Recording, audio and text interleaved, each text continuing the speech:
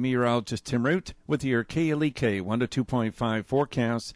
It'll be partly to mostly cloudy with scattered showers today and tonight, maybe a rumble of thunder. Low 70s for the high, low 60s for the low. And the winds from the south 10 to 20 miles per hour through tonight. It'll be breezy to windy Thursday with cloud showers and maybe a thunderstorm in the mid-60s. Some heavy rain could fall, causing some flooding. Friday, turning sunny, highs in the mid-30s only. Your life, your music, we're KLEK 102.5 FM. From Feature Story News in London, I'm Ollie Barrett. President Trump's vowed again to build his controversial border wall in his State of the Union address, which called for unity. Afghanistan's President Ashraf Ghani is questioning the legitimacy of peace talks in Moscow. Theresa May is holding talks with Northern Ireland's main political parties as she tries to find a solution to the border backstop issue. And India's successfully launched a 2.5-ton communications satellite into orbit. It's 9:01. KLEK LP Jonesboro, the voice of Arkansas Minority Advocacy Council. It's now time for Community Conversations, a program focusing on the people working to make the Jonesboro community a better place, while offering viewpoints from all sides of the issues. The views expressed in this program are those of the participants and do not necessarily reflect the views of KLEK 102.5 FM, the voice of Arkansas Minority Advocacy Council, or our underwriters or sponsors. KLEK 102.5 FM, good morning to you on your Wednesday, February 6, 2019. This is Community Conversations. Kato Wonder is in the studio with you. I'm joined by Kubila Jones, host of Community Conversations, and we are back with Jonesboro Police Chief Rick Elliott, as Chief Elliott joins us the first Wednesday of each month, and he is also joined by Mrs. Sally Smith, who is the new public relations specialist for the Jonesboro Police Department. I believe it's public information specialist. So there you go. Well, close enough. But she's gonna talk about all of the duties that she does in her position. We're gonna, as always, talk about all of the goings on with the Jonesboro Police Department. So good morning, Chief, and Mrs. Smith. And good morning, everyone. All right. So good morning. Where do you want to start with the heavy stuff first, and then all right, to the lighter? Lay it on out. Please do. Okay. So I saw this release. I guess you should call it a press release. From the city of Hughes, Arkansas. And unfortunately, due to the low number or no certified, qualified police officers, they're shutting down the police department. Right. And they're going to be utilizing the St. Francis County Sheriff's Department to provide law enforcement services. What effect does it have on a community, no matter how small the town is, to not have a direct police presence? Well, I mean, I don't work in that environment. I can't speak for that environment, but I could only imagine that there would be an impact. And a lot of times in those smaller towns, they're running maybe 1 or 2 officers on duty at any given time anyway. Okay. So the impact may be minimal, but generally situations like that, as they're doing now, the sheriff's office, stepping up to cover the city. So that would be true for about any case. If a city needed assistance in manpower, and the sheriff's office and the state police is always available. And it's the same here. If there are times that we have a lot of things going on in Jonesboro that takes all the manpower that we have on the street, then our sheriff's office and state police is always willing to step up the plate and come in and assist. And we'll assist them if something happened in the county and they needed our assistance, and we will go out and assist them.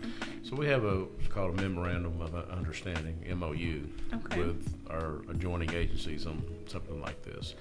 So, whatever situations come up, we'll have it covered. Okay. Do you think that it may cause, from your experience in law enforcement, do you think it would cause the community members to either lose trust or lose hope or, I don't know, have a diminished mindset, attitude towards... Well, I don't know. If they shut the police department down because they felt they didn't have certified officers, or if there was some issue going on, then I think that would show the public that, we're trying to do the right thing here and get somebody in that's we do trust. Okay. Again, I do not know their situation, so I don't want to speak for them. I'm just talking in general. But I think since this came out, they have found some certified officers that to fulfill the role down there. But, on the other hand, if you're a certified officer and you're looking for a job, why go there when you could come to a bigger city and make, in some cases, twice the money. Okay. So the law enforcement job is a competitive market. You know, you get people that want to do the job, then a lot of times if they're not tied to that community, then they're going to look for a place that pays the most money. Okay. So this is why we have officers sometimes that, you know, they're not originally from here, really don't have strong ties to the community, and they may find an agency out of state that pays more money. So at some point in time, they may move on. Okay.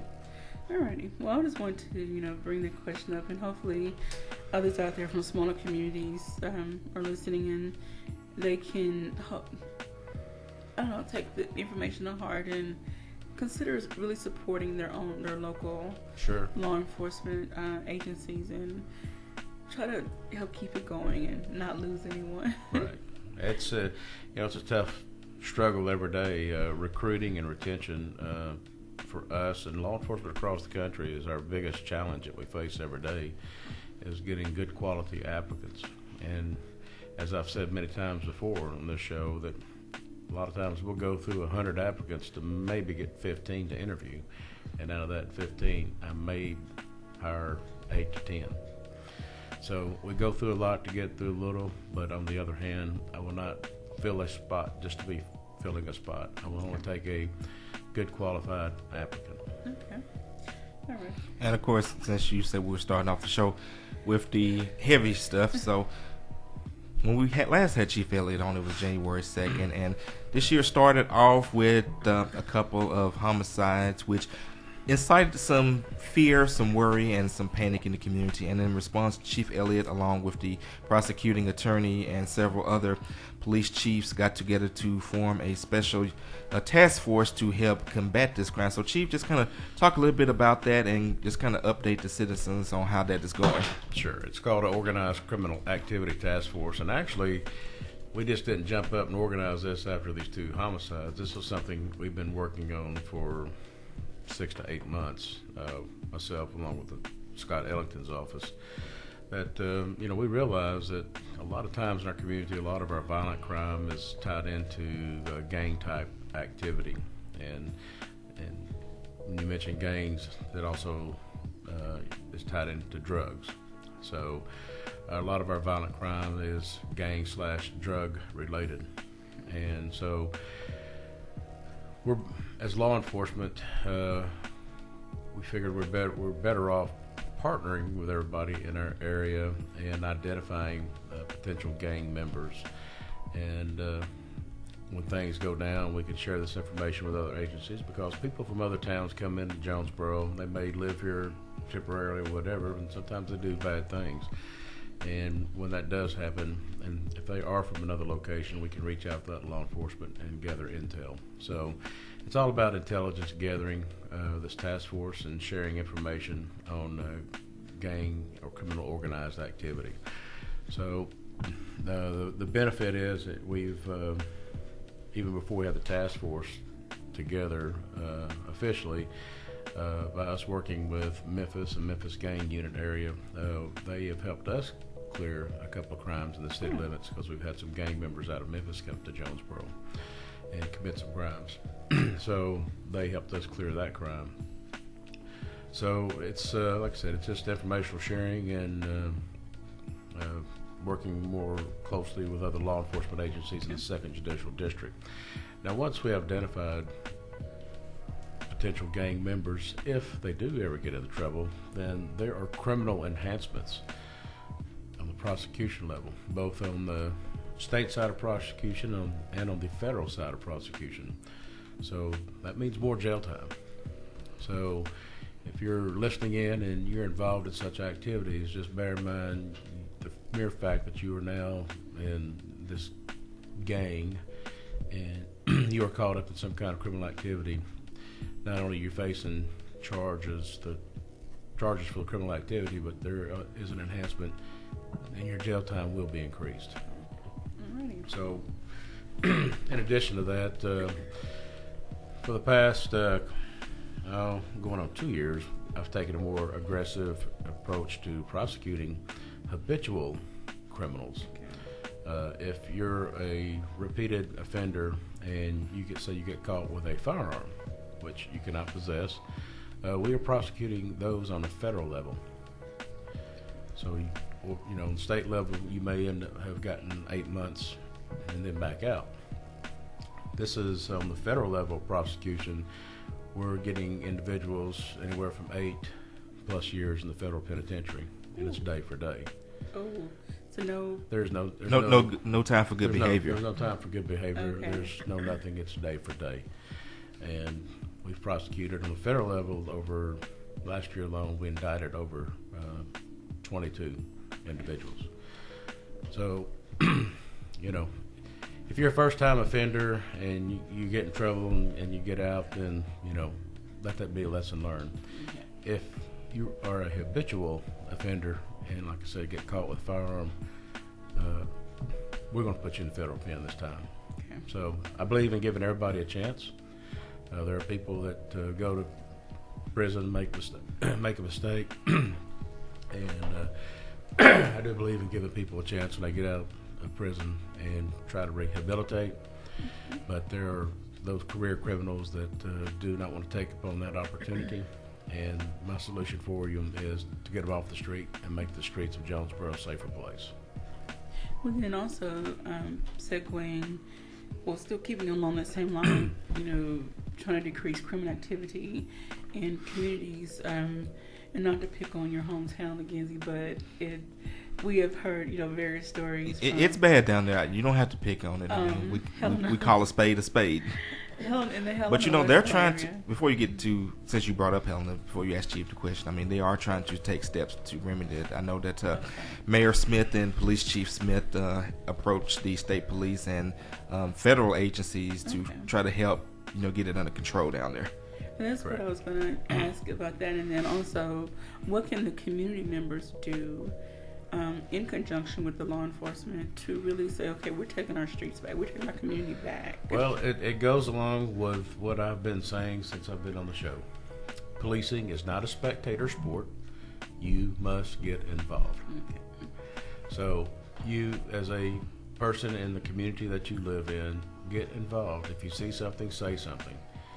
If you don't say something, then you're condoning that behavior. And life is not going to get any better for you or your family. So get involved in your community. That doesn't mean just reporting crime, but get involved in solving issues in the community. Like I said, we're talking about gang issues. So that goes back to dealing with youth. What can we do in our community to help our youth? What programs are out there to help our youth? Some of the churches have after-school programs. We have city youth ministry. Is that reaching the target ages of youth that we need to be reaching?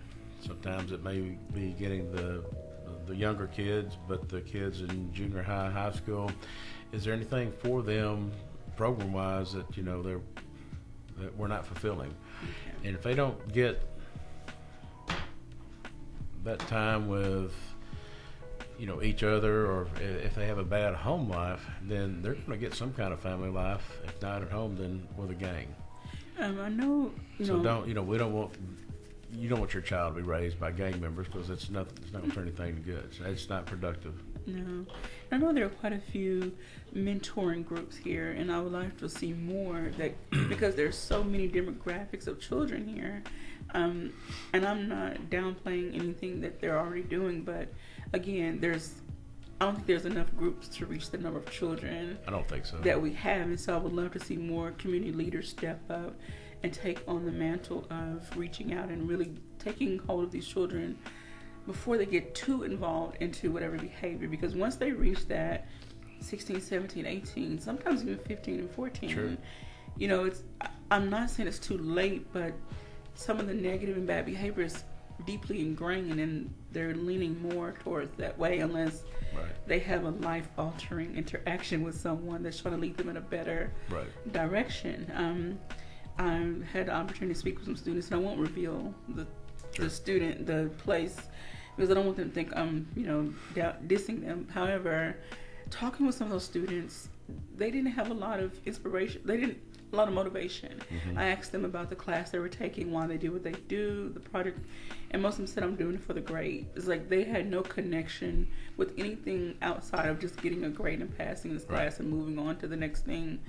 I asked them about their after high school aspirations. Many of them said, I don't know. And it's kind of sad, so we as leaders, I'm calling on all the leaders in all the communities around Arkansas and beyond, let's take a stand and let's reach out and grab our children before they get too far gone, and then the law enforcement has to deal with them on some level. Correct. And I mean, this is protecting our future.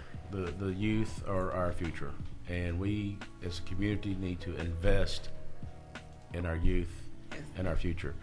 So you're absolutely right. I think as a community we need to stop, look, and see what we have, what's working, what's not working. It's time to think outside the box and do something different.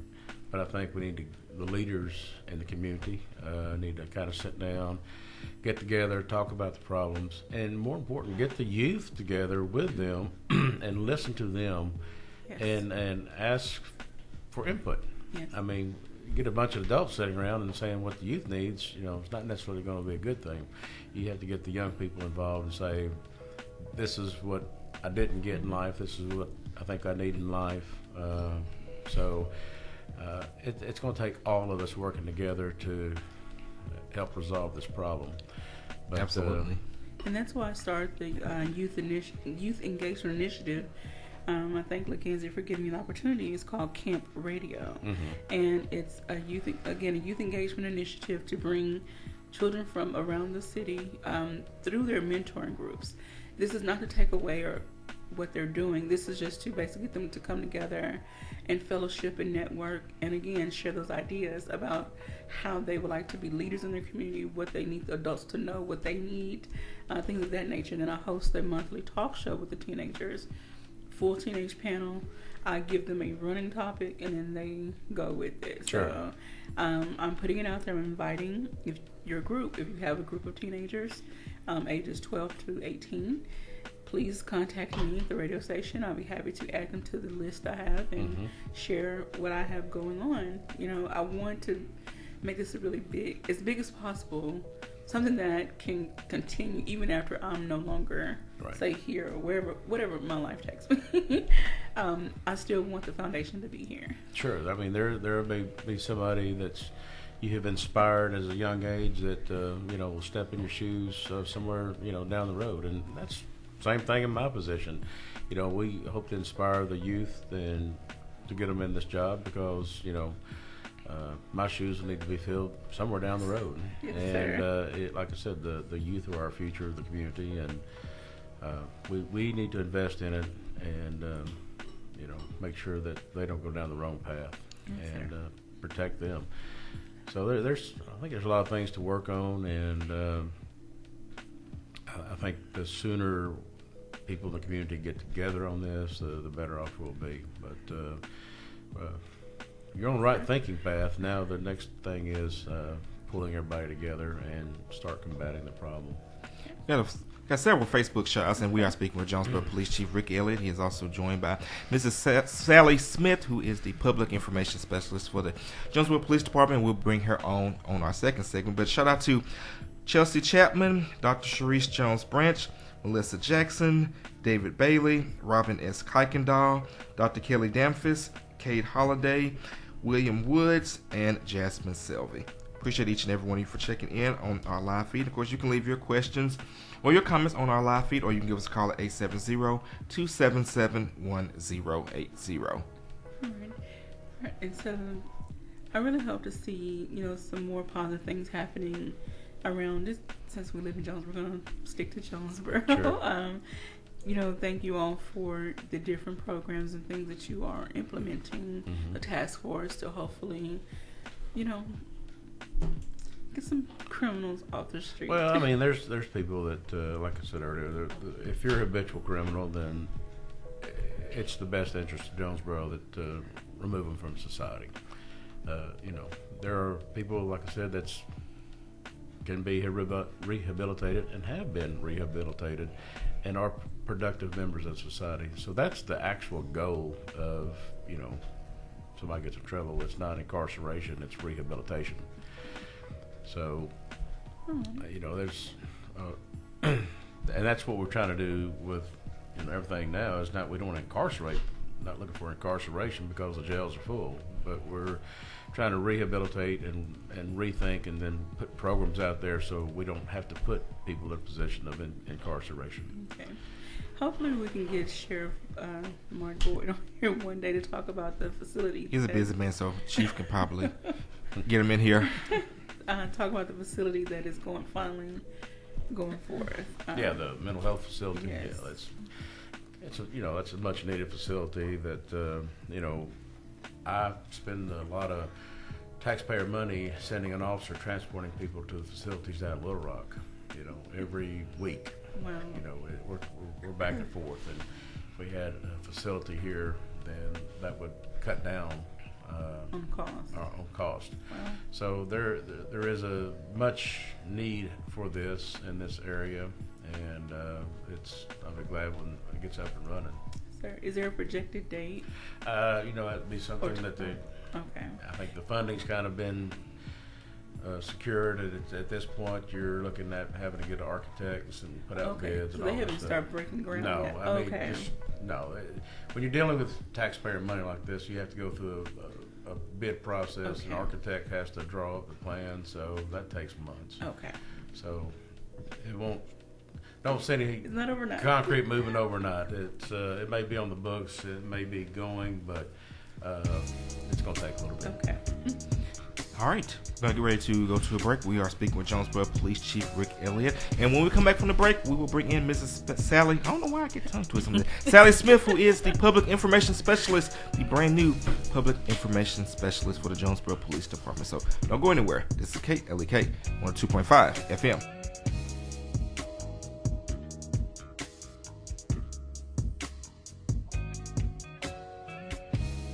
You're listening to Community Conversations on KLEK 102.5 FM. We'll be right back.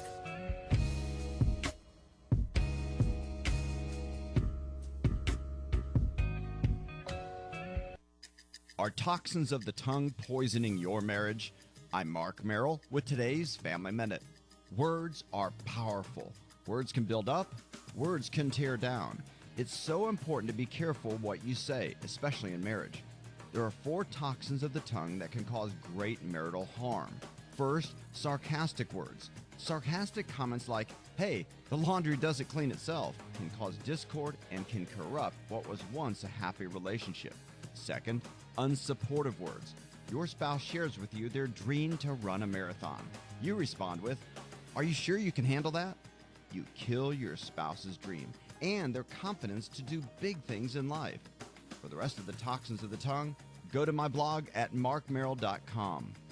Remember, your family first. Family Minute is made possible by the Kappa Nu Omega chapter of Alpha Kappa Alpha Sorority Incorporated, a non-profit organization committed to service to all mankind. Kappa Nu Omega Alpha Kappa Alpha on Facebook and KNOMEGA1908.com. Family Minute is brought to you by the Gears Foundation, a nonprofit organization providing students with assistance in their academic and career pursuits. Gears Foundation on Facebook, Gears_Inc. on Instagram, and the Gears Foundation at gmail.com. Calling all women and minority business owners as well as the general public. KLEK 102.5 FM presents the 2019 Women and Minority Business Showcase, Saturday, February 16th from noon until 6 at Centennial Hall in the Arkansas State University Student Union.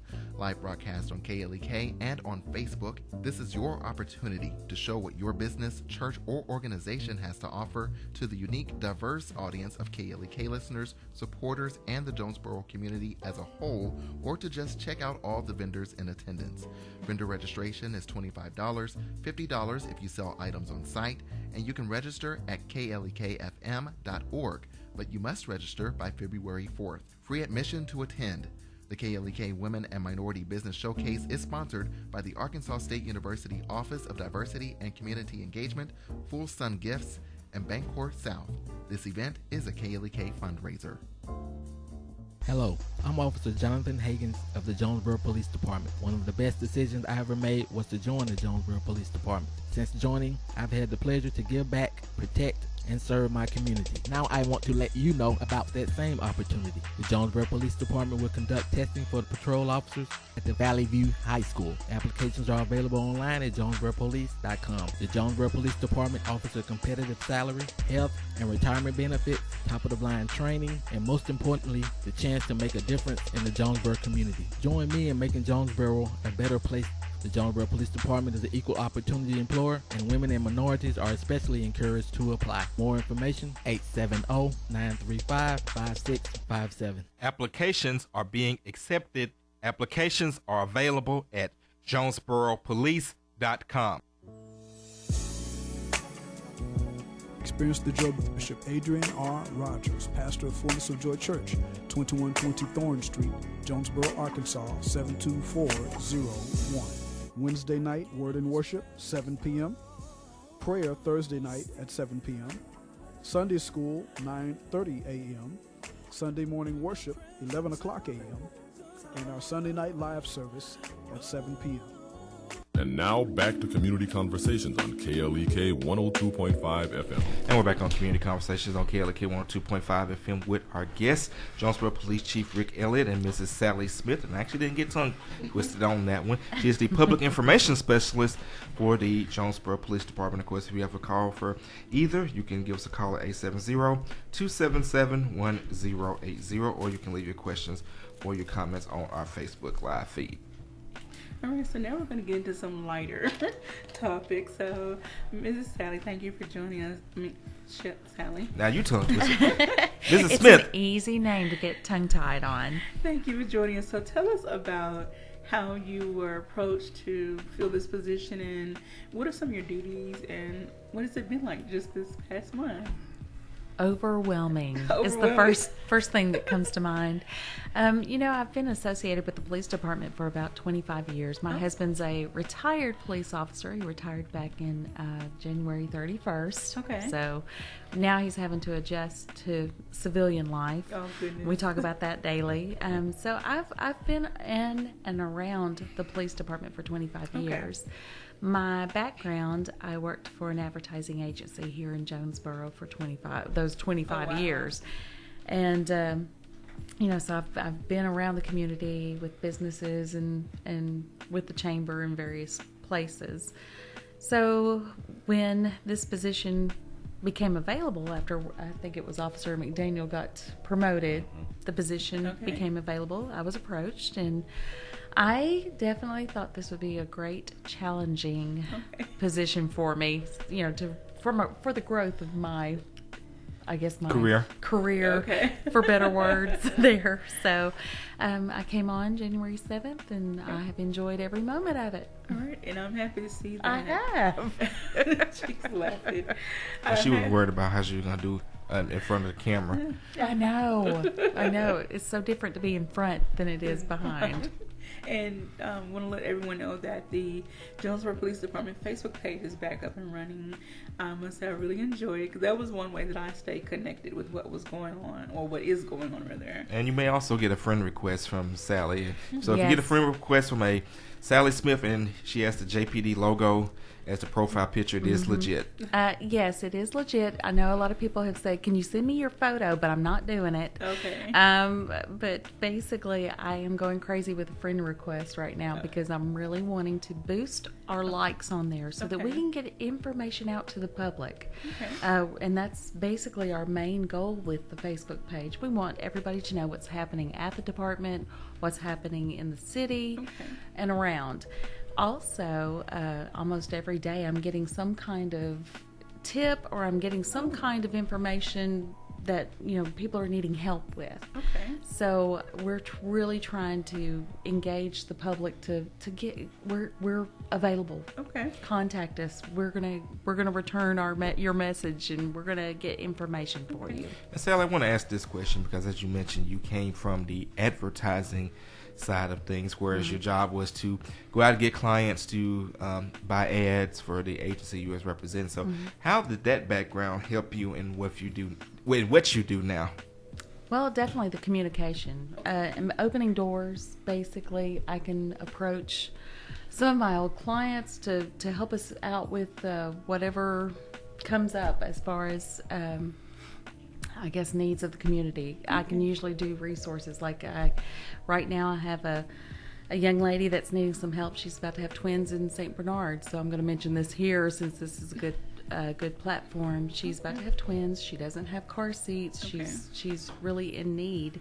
So it has allowed me to contact some of my other associates. And if you have car seats that you're willing to donate, please definitely. Please drop them off at the police department. Well, and we have car seats available. We just don't have any infant seats right at this moment. So if you have infant seats, drop them off. Yes, police station. Yes. But it opens the doors for other opportunities so that I can, I guess, basically expand our resources. Okay. And I love how, the police department, goes beyond law enforcement.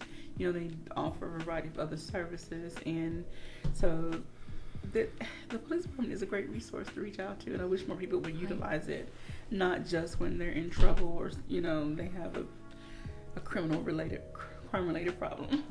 Well, one thing that people don't see, we want answers. We want to help somebody. Okay. So it doesn't matter if it is with an incident that has happened or whether it's just a need like the one I mentioned. Mm-hmm.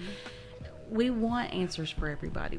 I know I want answers, and I know the chief would want answers. So it's basically we want to help however we can. Okay. We're going to find the resources, or we're going to take care of what we can. All right, and Sally, I have another question for you. Sure. Obviously, I'm sure when Chief hired you, he mentioned that one of his main priorities was to bridge the gap in the community to help erase some of the mistrust that has occurred over the years. So how will you utilize your position to help Chief accomplish this goal? What ideas do you think you can bring to the table? I know some of the things that Chief does is such as this program, the Citizens Police Academy, which we'll be getting into in just a moment, the trunk or treat and other community outreach such as the NAACP meetings. But what will you do to help Chief bridge the gap? Whatever he asks me to do. But the main thing is to get a high-profile visibility in the community in a positive sense, not in just showing up when there's been an incident or a bad or negative feedback. We want positive reassurance out there. So it's probably to get the officers involved in some organizations, try to get their visibility, out there so that people can see, hey, I know who this person is. I know, another idea is that we're going to probably do some videos that we'll put on our Facebook page and website so that people can relate to the officers. Yes. Well, and not necessarily, but just informational, like 60 seconds with the chief and 60 seconds with this officer, and just it'd be kind of informational things. It could be on traffic laws or just whatever. But with her skill set of video and editing, things like that, it's nice to have somebody in house to record, produce. We will definitely share those videos. We haven't had that, and most police departments don't. And so I think what we're doing and what we plan on doing, we're going to amp up our media game and be, just really get out there in the public in several different ways. And I think that really, really helps solidify the connection within the community and make the police department feel more personable. The police officers, rather, feel more personable versus just someone who's giving me a ticket and taking me to jail. Right. Correct. In my age group and beyond, we say in my day, in the old days, we did know who our officers were. We did know who was in certain positions, and now I think there's such a disconnect. Many people, I don't know if it's because the society we live in is so fast paced and everyone's doing their own thing type of deal, or cities are getting bigger and bigger, more dense. Well, you're in a town of 75,000 plus people, 82 square miles of city limits. So that personal touch, knowing your police, it's not like it used to be. It's not like in your smaller towns. So there is that drawback. So the way we bridge that gap is by doing community outreach projects and doing things like we're talking about doing on the website and social media. So we have to work harder to get that information out there and bridge those gaps. And I just want to more than a smaller community does. Add to that, like with Chief, Chief has started joining us on our Bible study every first Wednesday of the month. So starting from the top, letting people see a different side of him. For most people that may just only know him as Chief Elliott, the guy that's in charge of the police department, but you kind of see a little different side of him watching him on the Bible study. And by the way, this week's Bible study is on our Facebook page, so of course we want you to stay with this, but after this goes off the air, then you can go back and check that out. But the other part of it is we want to be more accessible to the public. So they have a call button on our Facebook page they can hit to get to us directly. Also with our website, we'll have ways where we can drive the public to our department and to whatever officer they need to speak with. All right, and so I'm looking at the site now, and I see that you've posted quite a few photos and stories about officers that are recently retired and those who have received promotions. And then there's a highlight about one of the K9s, Gabo. Yeah, I believe there's a competition going on. They're trying to get him a special recognition. I think may even come with some money that can help him out. Could we maybe touch on that just a little bit? Well, there was a competition for him to be K9 of the Year. Okay. I know voting has already closed, and I haven't heard the latest. I did vote for him. Did you? Good, good. I tried to get everybody out there that were my friends on Facebook to go and vote for him.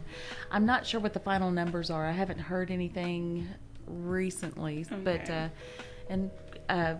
he's, as like I said, he's doing well, recovering. Well, as of yesterday, in his visit with the veterinarian, he has been cleared to start training. So the handler will bring him back into the training environment, and he should be back in the car by the end of the month.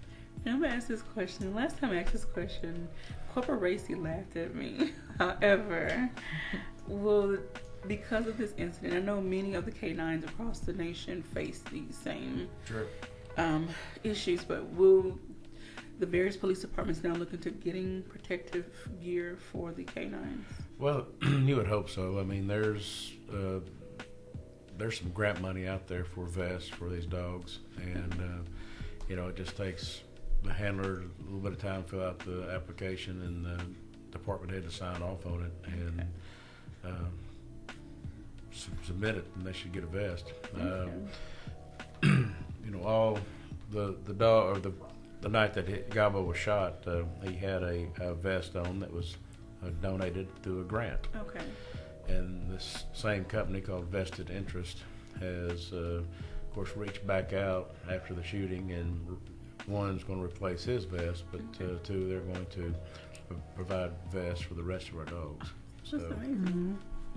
That's great. That's been a good thing. And then our local Stop the Bleeding Foundation, that's teaching our first responders bleeding control techniques.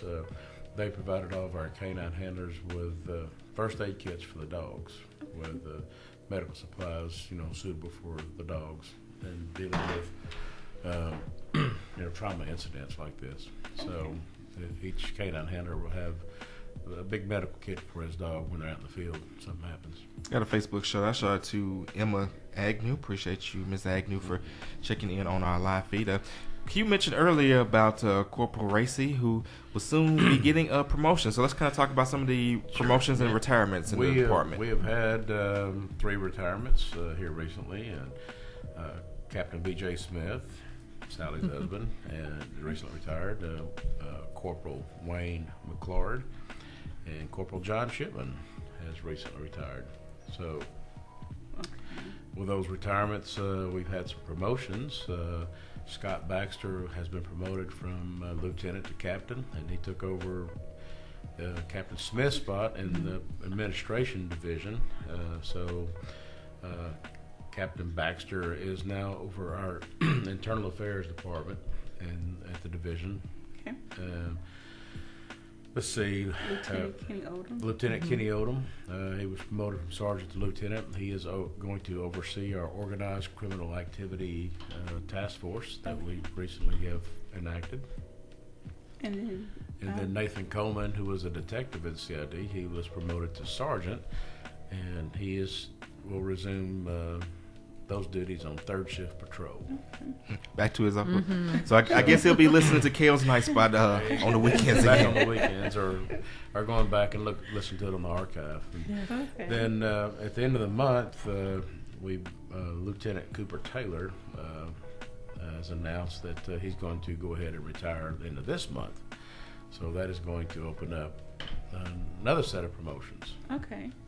So there'll be a lieutenant to fill his spot, and that, of course, brings the sergeant in. So at that point, we're looking to promote Shay Racy to the position of sergeant. That's awesome. And Q, I've already asked the chief bring him in next month. So. Okay. Yeah. So at that point, unfortunately, he'll have to leave the DARE program at the end of this year and resume supervisor duties on shift. But just a chance for him to move up in the department, and so he has done wonders in the DARE program. All the kids just love him, and but this is his next step in his career. So then you have to put someone else with Officer Seaborn. Yes, then we'll be looking for another officer to move into the DARE program starting in the fall session. So Shay will finish out the school year, this school year with DARE, and they'll be winding up before long anyway. And we'll let him finish out, then he'll be assigned a shift. But there is a DARE instructor class during the summer months, and so have somebody selected and already schooled up and trained and ready for the fall session. So with all the transitions going on, the retirements and promotions, would that then open some spots on the lower end to bring in some applicants for new officers? Absolutely. I mean, it's head out on top, and things move up, and so that leaves especially with the retirements. Sure. Mm-hmm. So, right now we have 8 openings in the police department. Right, so last month at this time I was sitting there with 2 openings, and next thing you know, between promotions and retirements and all, then I had a couple resign, had one resign, and took a job at a police department in Texas, and then one took a job in Tennessee, but it's kind of their hometown. So, when you get somebody having to leave and go back to a different area to take care of family, you understand that. It's, family's always first. So it happens. I mean, it's, but we're fortunate that we had them for the time that we had them. So now with those openings, we talked about when there's a lack in the police department, the current officers have to work, I say, harder. Well, so I mean, with a shortage, it puts the workload, you have to spread it out a little bit. So it's, it's a little bit more busy doing what needs to be done. But, it may delay an officer getting to you. If it's a non-emergency deal, if it's just a simple non-emergency report, it may take a little bit longer for that officer to get to you because they may be tied up on something else that's more important. Okay. So we'll get to, we still manage. We've been way shorter than this, over the past several years. And, between the being short 8, and then I've got 3 in the academy, and we still have some in the training phase and riding, and then I've got, I think, 3 or 4 out with the flu. Oh, wow. So, and then I got a couple more out with some other medical issues, and then I got a couple on injury leave. So you're really working next thing you know, you're looking at 18, 20 people that's not functioning, then that causes a problem. But like I said, we've been worse than that in the past, and we've managed to get through, and we'll always provide the service.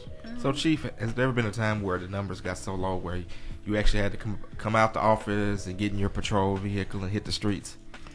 No, I mean, it's not been that critical. But, I do get out and I do patrol the streets every now and then, and I will stop a car and I will write a ticket. All right. I wonder, ask Miss Sally. Sure. I noticed also on the Facebook page you posted a press release and some other things. So how often, I guess, will you post press releases concerning either criminal activity in the city or things that are just going on? And then how often or which ones would you post? I guess, how would you deem them as critical? I guess I'm trying to say. Well, I know every crime is critical in our city. Yes. I mean, and getting a response to it. I would say every day I'm posting something, whether it's the promotions or the retirements or various things. I'm going to put something out probably every day. And as far as, if I need the public's help, especially to solve something that has happened, I'm definitely putting it out there. So I like I said, everything's critical in our department. It's just that we prioritize them to see, okay, can I get the public to help me with this, or can I? And depending on what I can release, because we're all under freedom of information, so that kind of helps me decide what goes and what doesn't. Okay. Yeah, anytime critical incidents going on, then that information is going out even more. Then. Okay. Right. So if we have something really critical going on in Jonesboro that I'm out on, then Sally's going to be out there with me, right. And we're going to be feeding our social media website, and then she'll be doing updates and putting that out. Also. It's imperative for me to get that information to the citizens. Okay. Sally, do you anticipate doing any Facebook Lives for like an event? Maybe. We may end up doing something like that. All right. All right, I'm going to leave it there. We are speaking with Jonesboro Police Chief Rick Elliott and Mrs. Sally Smith, Public Information Specialist for the Jonesboro Police Department. I'm going to go ahead and take our second break, but when we come back, we will wrap up. Don't go anywhere. This is KLEK on 2.5 FM.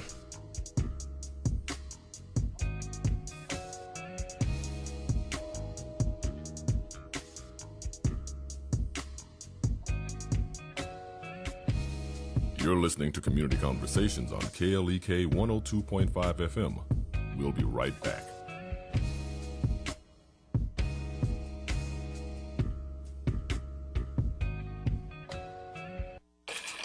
We're back with Money Matters. I'm Alfred Edmond Jr. We all know what it feels like to be hit with an unexpected bill or expense. On the other hand, there are also times when money falls into our hands unexpectedly. A big tax refund, a major cash gift from a relative, a run of luck at the casino. Having a plan for unexpected income can be just as important as anticipating unexpected expenses. Just remember, debt first, saving second, and spending last. First, put at least 50% of your windfall toward paying down debt, starting with high-interest credit cards. Second, put at least 10% into your long-term emergency savings fund. And if your savings fund is fully invested, meaning you have at least 6 months of your annual income saved, then you can put all of this 20% towards your retirement savings. As for the rest, have fun with it. Spend it any way you want. I'm Alfred Edmond Jr. for Money Matters, a product of American Urban Radio Networks. Money Matters is made possible by the Jonesboro Alumni Chapter of Delta Sigma Theta Sorority Incorporated, a nonprofit organization focused on joy in our sisterhood, power in our voice, and service in our hearts. www.jonesboroalumnidst.org. Money Matters is brought to you by the Gears Foundation, a nonprofit organization providing students with assistance in their academic and career pursuits. Gears Foundation on Facebook, Gears_Inc. on Instagram, and the Gears Foundation at gmail.com. Money Matters is brought to you by Bancorp South, offering checking, savings, loans, credit cards, and wealth management. 5 locations in Jonesboro to serve you. www.bancorpsouth.com or 870-972-9800. Meineke of Jonesboro is now Starks Auto Service, a full-service auto repair and vehicle maintenance center, offering engine and transmission repair, brake service, tires, oil changes, and more, performed by ASE certified mechanics. Starks Auto Service, 2813 South Caraway Road in Jonesboro, 870-204-7112. Starks Auto Service, Jonesboro.com. The Office of Diversity and Community Engagement at Arkansas State University, under the leadership of Dr. Maurice Gibson, is a proud supporter of KLEK and is dedicated to finding innovative ways to advance their mission of creating a diverse and inclusive environment, conducive to educating, enhancing, and enriching lives, uplifting various and diverse groups on the A-State campus, and striving to maintain Arkansas State University a place that is inclusive to all individuals regardless of origin, color, religion, socioeconomic status, or sexual orientation. More information about the Arkansas State University Office of Diversity and Community Engagement is available at www.astate.edu/diversity and 870-972-3081.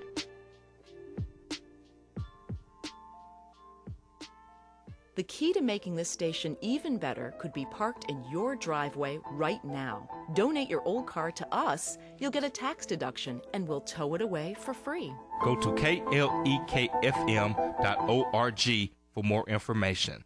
House of Details, located at 3915 East Highland in Jonesboro, is a proud supporter of KLEK, offering detailing on any type of vehicle: basic wash, hand wash, shampoo, interior cleaning, waxing, buffering, headlight restoration, pickup, delivery, and more, with a motto of anything mean we can clean. Details at 870-273-5187. House of Details on Facebook and at klekfm.org. The Mu Omicron Lambda chapter of Alpha Phi Alpha Fraternity Incorporated was established on January 1st, 1977, originally serving Blytheville, Arkansas, and now serving Jonesboro, Blytheville, Osceola, Marion, and West Memphis, Arkansas.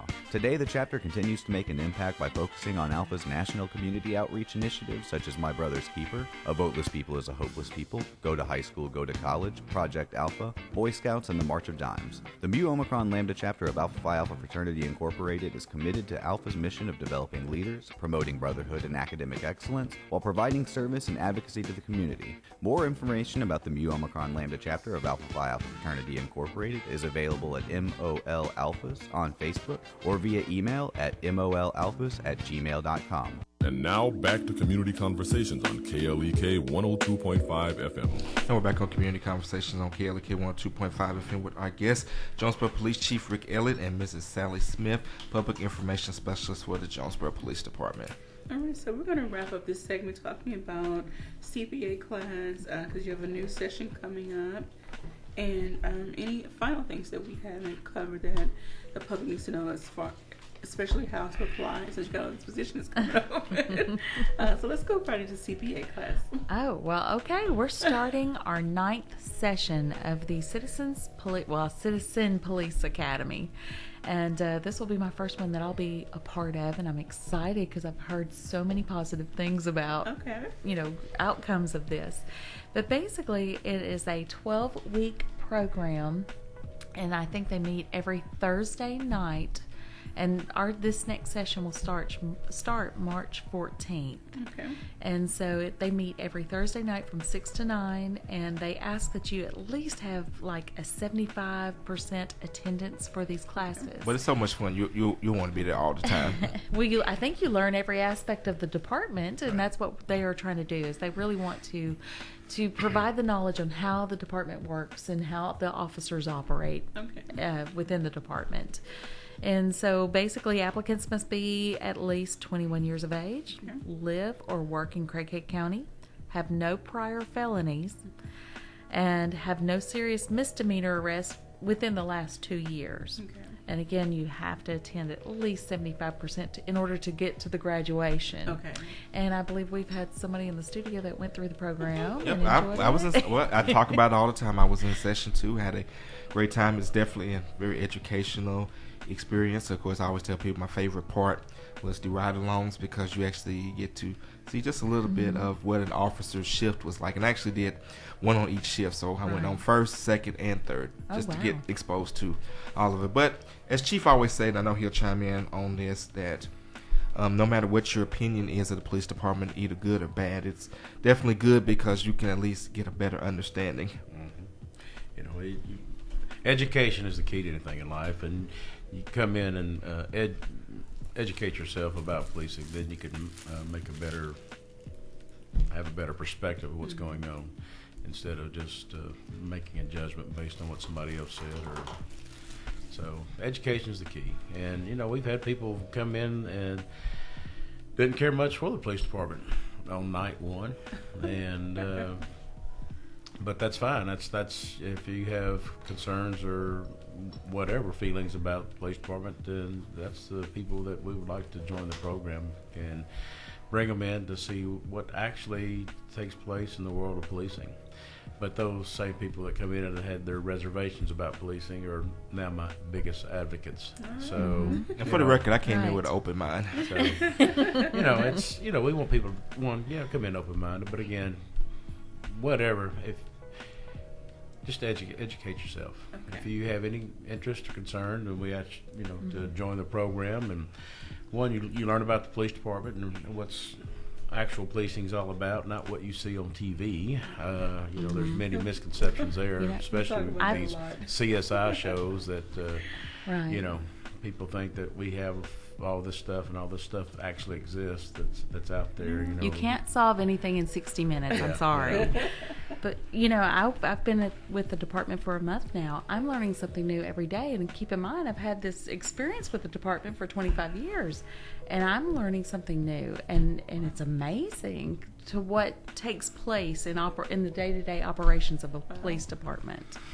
Awesome. So I hope that the community really starts gravitating more toward utilizing the police services, the law enforcement services that we have, and get to know the officers in their various positions, and really start engaging more so that we can become a really vibrant community. Sure. Right. And we can draw hopefully more businesses and residents. Well, I don't know if y'all want more residents. draw more businesses here. Well, the residents are coming right. whether they exactly. you want them to or not. There's a lot of growth in Jonesboro, and we welcome growth, but we want to provide a service when you do get here, and we want you to feel safe and secure in the city. So it's learn about your police department, learn about your town, and help this community to be a better place. All right. And so our last few 2.5 minutes. A few moments. Again, tell people how they can apply for the police department and the web address and things of that nature. How they can apply. Actually, you'll answer that better, because I haven't touched that part yet. If you want to apply to become a police officer, you can reach out to Sergeant Lyle Waterworth at the Jonesboro Police Department.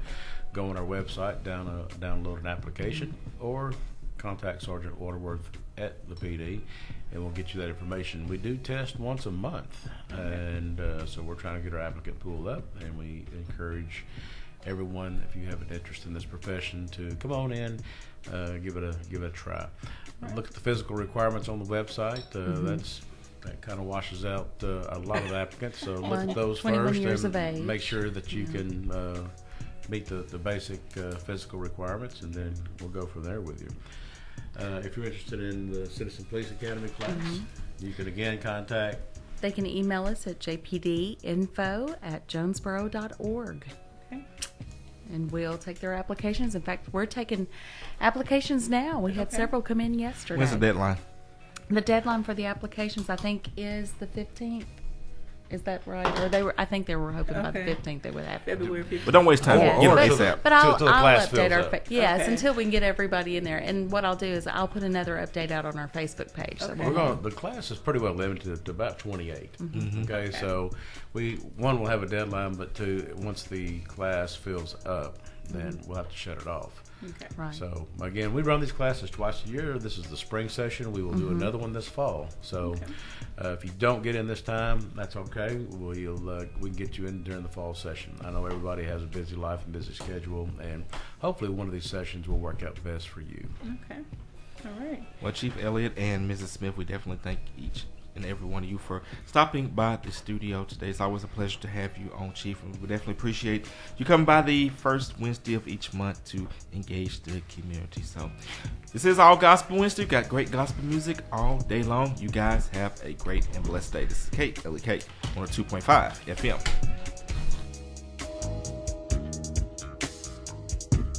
Thank you for listening to Community Conversations on KLEK 102.5 FM, a program focusing on the people working to make the Jonesboro community a better place while offering viewpoints from all sides of the issues. The views expressed in this program are those of the participants and do not necessarily reflect the views of KLEK 102.5 FM, the voice of Arkansas Minority Advocacy Council, or our underwriters or sponsors. Broadcasting from the First National Bank Tower, this is KLEK LP Jonesboro, the voice of Arkansas Minority